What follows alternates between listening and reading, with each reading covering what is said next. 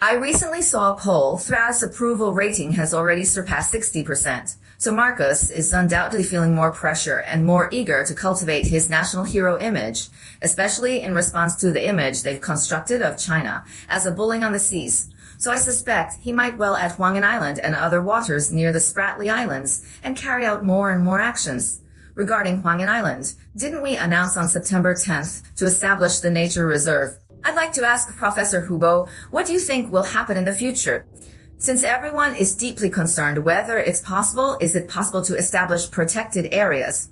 For instance, in areas like the core zone and experimental zone, it is unlikely that large-scale construction will occur.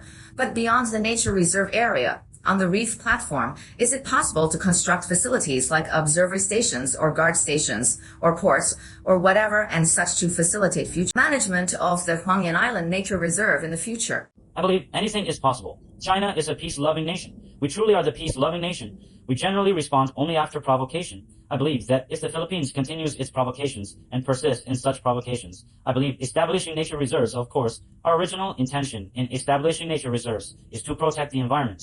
Since Huangyan Island falls within China's sovereignty territory, China possesses sovereignty over Huangyan Island. What China is doing on Huangyan Island, including establishing a nature reserve, all of this is perfectly justified.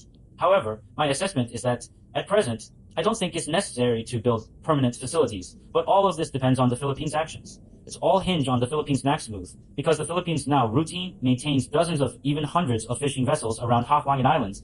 Of course, these fishing vessels were all operating outside the territorial waters. Therefore, our establishment of this marine protected area, largely as a response to the Philippines.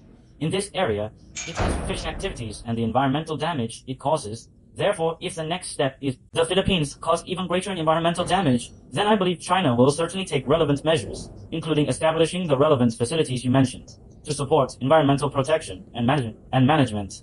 In fact, China now possesses the capability. It's not that we can't do it. It's just that if we want to build something, we can do it very quickly, and the Philippines simply cannot stop us. But we choose not to act now. We are still exercising extreme self-restraint. But if the Philippines continues to provoke us in the future, to a certain extent, I believe that even island construction, including island reclamation,